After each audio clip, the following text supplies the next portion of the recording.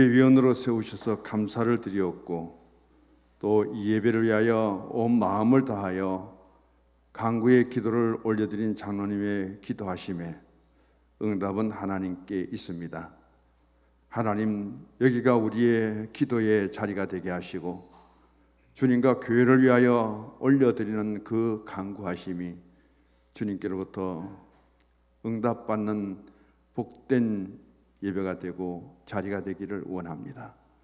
하나님의 거룩한 성호를 찬양하는 임마누엘 찬양대 가운을 입고 예복을 입고 하나님의 거룩한 성호를 구별된 자리에서 거룩하게 올려드리는 저 음성을 들으시사 영광을 받으시고 우리에게 은혜와 감동의 시간 되게 하심을 감사합니다. 저 자리를 떠나지 말게 하시고 더 좋은 일꾼들을 채워주시기를 원하오며 오늘도 종을 세워주셔서 준비된 말씀 선포할 수 있도록 주님께서 강한 손으로 붙들어 주시기를 원합니다. 예수님 이름으로 기도드립니다. 아멘. 팔레스타인의 추수의 기간은 보통 2개월 내지 3개월입니다. 룻이 베들레헴에 올라와서 2, 3개월 동안 계속되는 추수의 현장에 가서 보리 이삭을 줍는 그 기간 동안에 보아스를 만납니다. 조용하면서도 그 자리에서 주인인 보아스와 이삭을 줍는 보잘것없는 여인이지만 룻의 그 사랑은 점점 깊어져 가고 열매를 향하여 달려가고 있다. 그렇게 정의를 내리고 싶습니다. 룻기 2장은 보아스를 만나고 룻이 보아스와 첫 번째 나누는 대화가 있고요. 두 번째 대화가 있습니다.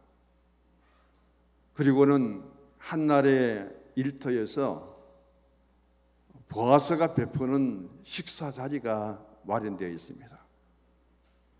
그런데 그 식사 자리에 이방 여인으로서 보리삭을 주우러 온 룻을 주인인 보아스가 초대를 합니다. 있을 수 없는 일이죠. 당시로서는. 그 식탁에 참여해서 식사에 초대를 받고 배불리 먹습니다. 그런데 한 번 베푸는 그 일터에서 보아스가 얼마나 넉넉하게 준비했을까요? 먹고 남았습니다. 그것을 룻은 누구를 생각했겠습니까? 나는 오늘 또 이 만찬에 초대를 받아서 배부르도록 잘 먹었는데 지금 집에 계시는 시어머니 나오미는 전심 식사를 뭘로 할까요? 그 생각 속에 음식 먹고 남은 것을 다 삽니다. 보따리에 사요. 왜? 저녁에 집에 와서 그 음식을 시어머니에게 드리기 위해서. 많은 학자들은 이 한 끼의 점심 식사 자리에 많지 않는 식구지만은 먹고 남은 것을 거두어 간 사람이 누구냐? 룻이죠. 예수님이 빈들에서 물고기 2마리와 보리떡 5개를 통해서 5,000명이 먹고도 남았습니다. 남은 거 버렸습니까? 모으니까 12강주리가 되더라.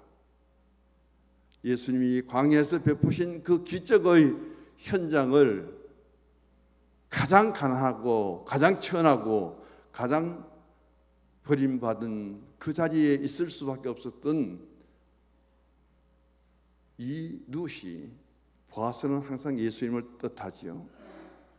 그 자리에 초대를 받고 그 좋은 음식을 먹고 배불렀더라. 그리고 그 음식을 남은 것을 가져가서 그 룻이 보여주는 효심의 극치를 오늘 여기에서 우리에게 전해주고 있습니다. 그럼 우리가 앞에서 첫 번째 대화에서 보아스가 룻에게 하지 말라는 것이 있고 하라는 것이 두 개씩 주어졌습니다. 두 번째 대화에서는 보아스가 룻에게 세 가지 칭찬하는 것이 11절에 나오고요. 12절에는 세 가지 축복을 내리죠. 13절에는 보아스가 그 내린 칭찬과 축복에 대해서 룻이 응답을 합니다. 감사를 드리죠. 오늘 14절부터 16절까지는 보아스가 초대한 일터에서의 전심 식사의 자리고, 그리고 16절에서 19절까지는 하루 동안 룻이 보리삭을 주었는데 얼마나 주었을까요?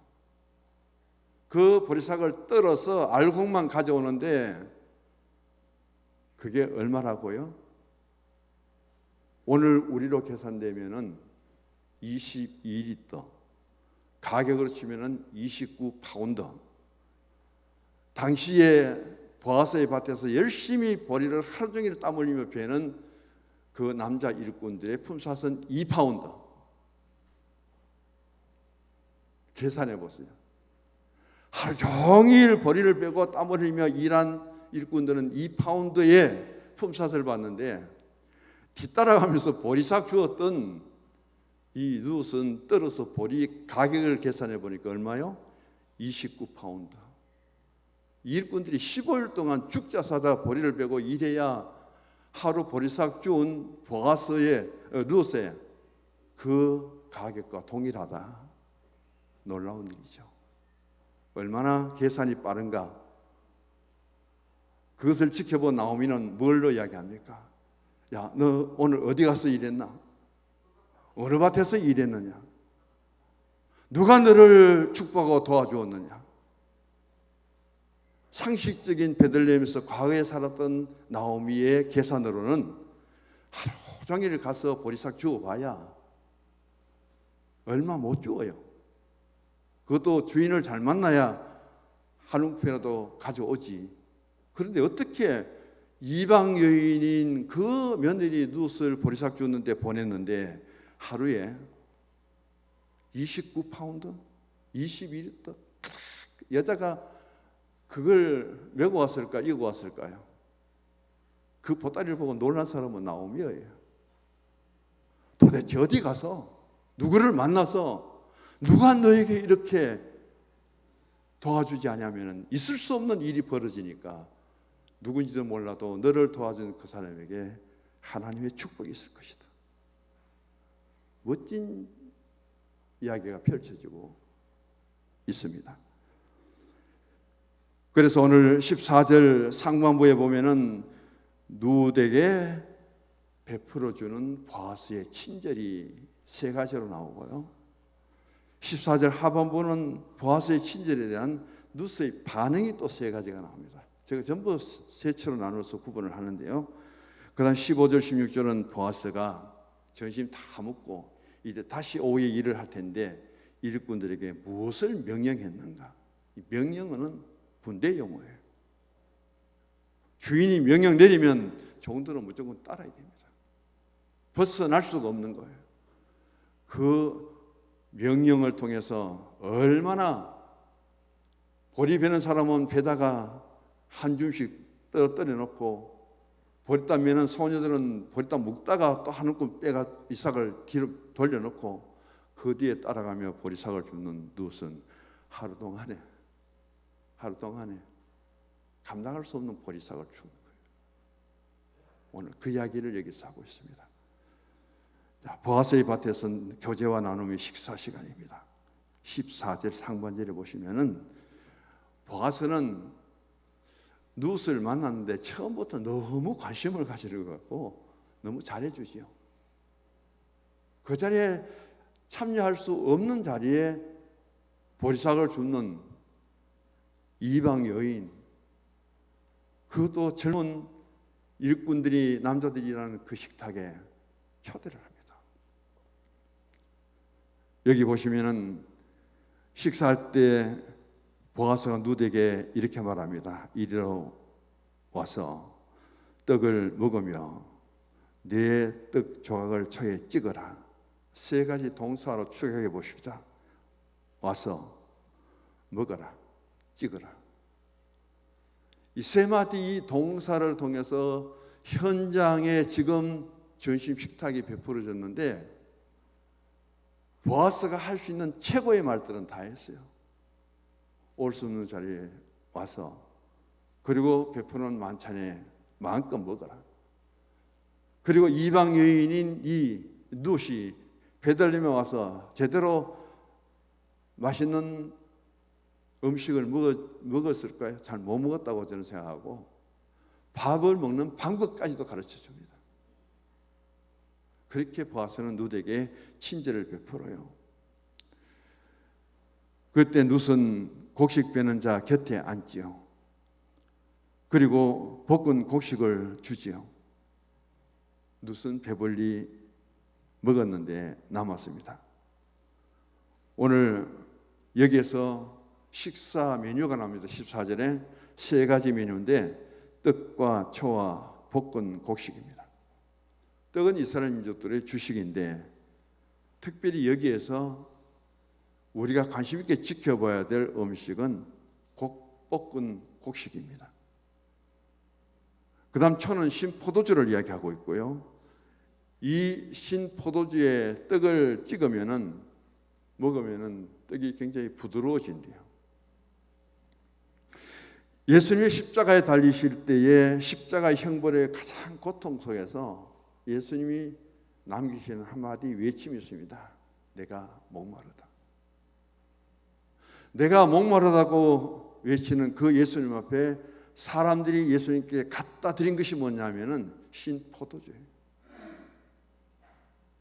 예수님은 그 신포도주를 마시지 않고 다 이루었다시면서 운명을 하시게 됩니다.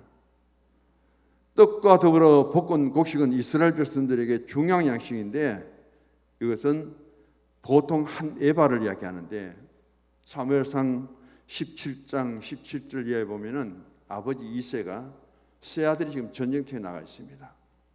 다윗을 불러서 볶은 곡식을 가져다가 형들에게 주고 오라고 심부름을 시킵니다. 그 다음 보면은 성경에 나발이 있습니다. 사무엘상 25장에 양의 털을 깎는 날에는 손님을 초대해서 대접하는 것이 그 당시의 예의였죠. 그래서 다윗이 자기 수하의 사람들을 데려가서 먹을 것 좀 달라니까 아주 냉정하게 뿌리칩니다. 다윗이 노해서 자기 수하에 400명의 군사, 200명의 군사, 600명 있잖아요. 화가 잔뜩 나서 보고를 받고는 나발을 그냥 두지 않겠다고 막 쳐들어갑니다. 근데 그 소식을 다윗의 수하의 병사들이 와서 오늘 털 깎는 날 좋은 날인데 우리에게 먹을 것 좀 달라고 요구했는데 주인이 냉정하게 내쫓았습니다. 그 말을 한 하인이 나발의 아내에게 얘기합니다. 그 아내가 아비가일이죠. 그 소식을 들은 아비가일이 양을 5마리 잡고 그 다음 많은 것 중에 여기 보면은 볶은 곡식까지 가져와서 다윗에게 달려갑니다. 그리고 대접하죠. 먼 길을 와서, 먼 길도 아닌데 거짓말하잖아요. 이 음식이 혹시 상했을지도 모르지만 그 아비가일의 대접을 다윗이 받고 감동을 받아갖고 나발을 치러 가던 길을 멈춰버립니다. 그리고 아비가일이 얼마나 또 마음에 들었든지 다윗은 아비가일을 취해서 아내로 삼아버리죠. 중요한 사건 대접이 있을 때마다 볶은 곡식이 첨부된다고 하는 것은 오늘 일반적인 일터에서 보리를 베는 일꾼들에게 볶은 곡식은 없어도 되는 음식입니다. 그런데 그것을 누가 준비했느냐? 보아스가 준비했는데 그날따라 그곳에 보리를 주우러 온 이삭을 주운 룻이 있습니다. 초대를 받는 거예요. 그리고 음식을 어떻게 먹는지 방법까지 가르치고 배부르게 먹도록 그렇게 베풀었다는 사실이 여기에 남아 있습니다. 오늘 우리는 믿음으로 살아가면서 이 보아스가 누드에게 베푼 그 일 중에 세 가지 동사, 언제든지 내게 오십시오, 언제든지 먹을 것을 대접할 수 있는 그런 마음, 그리고 어떻게 먹는 방법까지 가르쳐 주면서 짧은 만남 속에 나눔과 교제를 보시고요. 우리 신앙생활, 교회생활 속에서 교회도 공동체입니다. 우리가 여기 지금 앉아 계시는 분들도 보아스처럼 대접할 줄 아는 분이 되시고요. 대접도 좀 잘하시고요. 그 다음에 때로는 누처럼 아주 보잘것없는 사람일지라도 초청해서 내가 베풀 수 있는 사랑이 있고 내가 섬길 수 있는 방법이 있다면 그것도 너무 좋은 모습이죠. 옆에 분 한번 보시기 바랍니다. 인사합시다. 인사합시다. 뭐라고 인사할까요? 배고플 때마다 옆에 분 보고 배고플 때마다 내게 오소.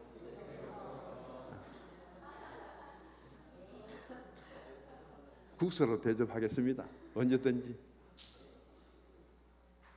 베풀 수도 있고 우리가 섬길 수도 있고 그런 자리가 얼마나 좋아요. 만남 속에. 그 다음 식사 시간에 보아스의 초대를 받은 룻이 어떻게 그 자리에 함께 했고 보아스가 행한 일이 무엇인가 자세하게 지금 여기에 나와 있습니다. 먹는 이야기는 그만큼 하고요. 중요한 것은 보아스가 예수님이 우리로서는 상상이 안 되는 문제입니다. 오병이어 그것으로 5천 명을 먹이고도 12관계가 남습니다. 야, 우리 예수님 얼마나 위대했을까요? 12제자들이 5천 명을 바닥에 앉혀놓고 예수님의 손에서 떨어져 나오는 떡과 그리고 그 고기를 나누고 대접하는데 정신이 없습니다. 신바람이 났을 거예요. 모두가 굶주릴 수 있고 밖에 없고 이제 날이 저물어서 전부가 굶주린 몸으로 돌아가야 되는데 그렇게 섬길 수 있는 이런 대접을 하는 것은 제자들이 처음 봤을 거예요. 예수님 한 분으로부터 나오는 그 섬김의 대접에 심부름을 해도 너무 신나요. 너무 재밌어요. 제자들은 지금 여기서 심부름꾼입니다. 물론 자기들도 배불리 먹지만은 예수님 베푸시는 그 은혜의 자리에 축복의 자리에 심부름만 해도 기분이 너무너무 좋아요. 신바람이 나요. 그 심부름이 뭔지 아십니까? 사명이라요. 심부름할 사자에다가 목숨 명자입니다. 내 목숨이 닿을 때까지 최선의 심부름꾼이 되겠다. 한 번 더 인사합시다. 심부름꾼이 되어도 신난다. 왜? 교회 신앙의 공동체의 모습이에요. 여기서 진정한 신앙의 교훈과 가르침은 심부름꾼이 되어도 신바람이 나서 그렇게 일할 수 있는 은혜의 사람이 되어야 되고 그곳이 세상과 다른 교회가 되어야 된다는 거예요. 사랑, 자비 참 많이 외치죠. 우리는 언제 그런 심부름꾼이 되겠습니까? 내가 모든 걸 준비하고 그러면서 내가 나눠주는 그 심부름하면서도 기뻐요. 좋아요. 그런 나눔 있는 교회가 복된 교회예요. 오늘의 사회가 냉정하고 책임을 모두가 전가시키는 그런 가운데 그래도 교회 와서 그런 나눔과 교제가 있어야 신앙생활에 좀 신바람이 나죠. 그런 모습들을 누시 먹고 남은 것 2장 18절 한번 같이 읽어보십시다. 그것을 가지고 성읍에 들어가서 시어머니에게 그 주운 것을 보이고 그가 배불리 먹고 남긴 것을 내어 시어머니에게 드리매. 보리싹을 주우러 간 며느리가 그것도 이방의 여인이 내놓는 거 음식을 보니까 지금 보통 사람이 먹는 음식이 아니에요. 보리밭에서 보리 베는 사람이 먹는 음식이 아니에요.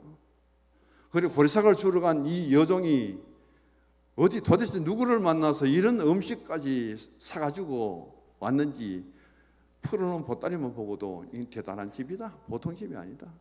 보통 음식이 아니라는 거예요. 19절 읽어볼까요?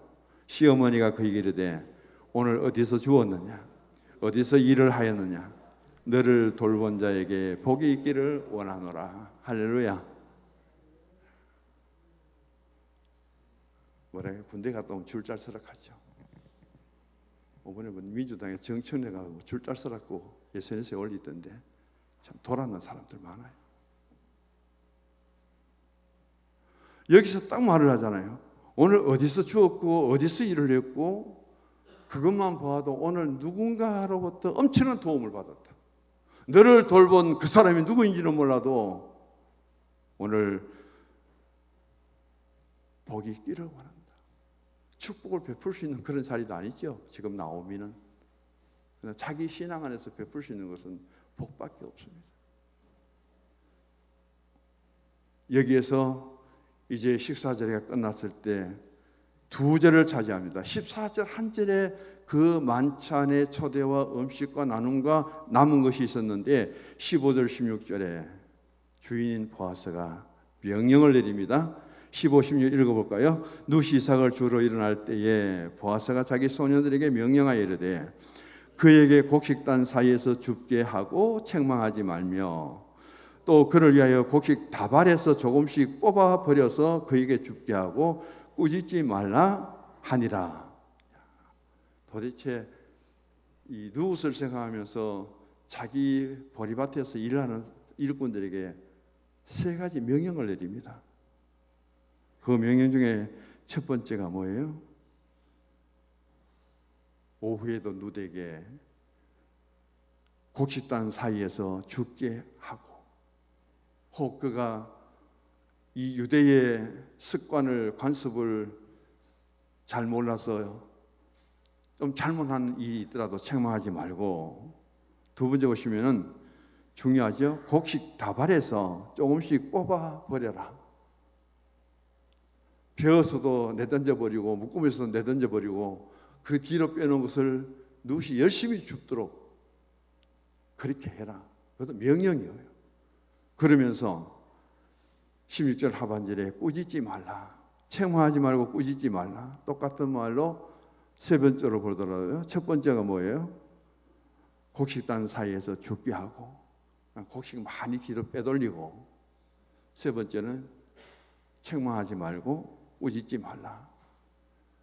이 보아스가 룻에게 지금의 이 농장에 살 수 있는 일은 최고입니다.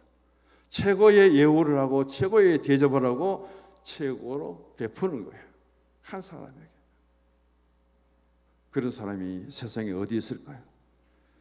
이런 것을 통해서 그것을 갖고 돌아오는 그 룻에게 나오미는, 시어머니는 두 가지 크게 놀랍니다. 어디서 이런 음식을 네가 갖고 오느냐? 도대체 누가 너에게 이런 음식을 대접하더냐? 그거죠. 두 번째는 도대체 하루 동안에 누구를 만나서 어디에서 도움을 받았기에 22리터, 그것도 보리를 전부 떨어가지고 넣은 게 22리터야. 그런 곡식을 갖고 오는 모습을 보고 나오미가 놀라버립니다. 여기에서 이제 룻과 나오미의 대화가 나옵니다. 19절 보시면은 아주 대화가 재밌게 나오고 있죠. 참 열심히 룻도 일을 했습니다. 열심히 보리삭을 주었습니다. 그리고 그것을 떨어서 다 알갱이 곡식으로 만들었습니다. 그날 주은 것이 한 에바쯤 되더라. 여기에 대한 정확한 설명이 있습니다. 고고학적인 발굴에 의해서 이스라엘에 항아리가 여러 개 발견됩니다. 근데 어떤 항아리를 발견했는데 한 에바라는 글자가 항아리 바깥에 서여져 있어요. 야, 이렇게 항아리에 한 에바가 들어간다는 정확한 글자까지 써 있는 것을 보고, 제가 스크린이 띄어야 되는데 못 띄우네요.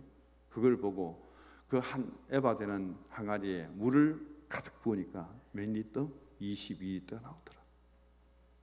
그 당시 한 에바의 보리 이삭 곡식의 값은 29파운드더라.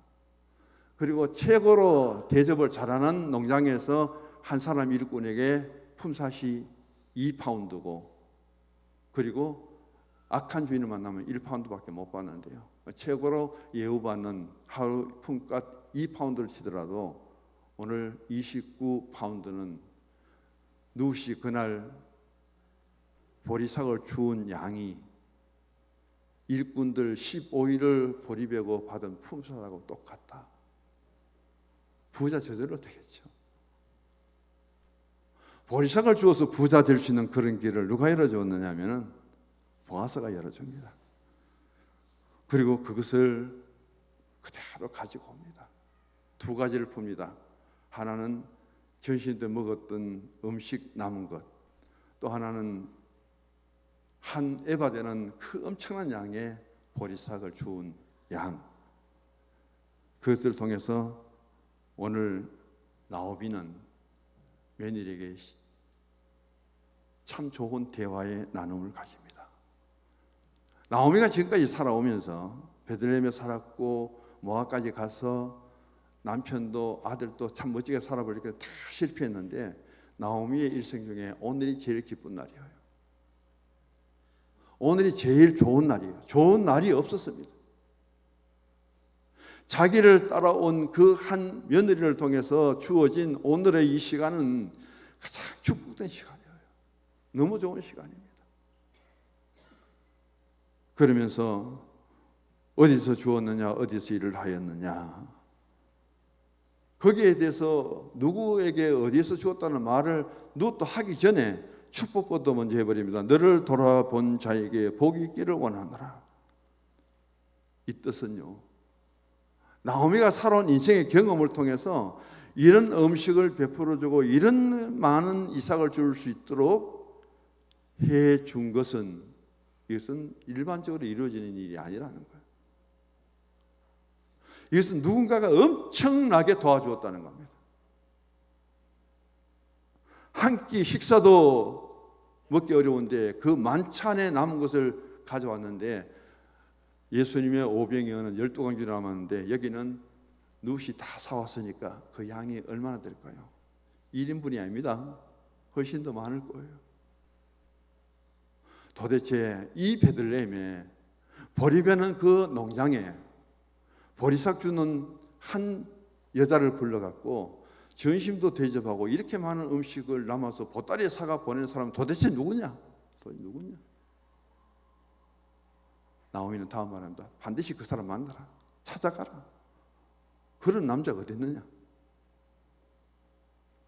그렇게 만나게 되고 청혼하게 되고 결혼하게 되고, 다 해피엔딩으로 끝나지만 멋지게 해피엔딩으로 끝나는 그 멋진 기록들이 눕기에 담아 있습니다. 그럴 때 벌써 나오미가 다 하고 이야기하고 난 뒤에 대답은 누시 늦게 합니다. 그 사람이 누구냐면 바로 보아스입니다. 이렇게 말하죠. 오늘 있었던 일들을 하나하나 다 이야기를 합니다. 오늘 일하게 한 사람, 오늘 에게 한 사람, 오늘 이 많은 음식들을 남겨서 가져가게 한 사람, 저 앞에 설명하고 맨 끝에 가서 그 사람이 보았습니다. 오늘 내가 보아스라는 사람을 만났는데요, 그 사람이 내가 일하는 밭의 주인인데요, 내게 어떻게 쭉 보아스라는 이름을 먼저 내지 않고 오늘 모든 이루어진 과정을 다 설명한 뒤에 이름을 갖다 붙입니다. 보았습니다.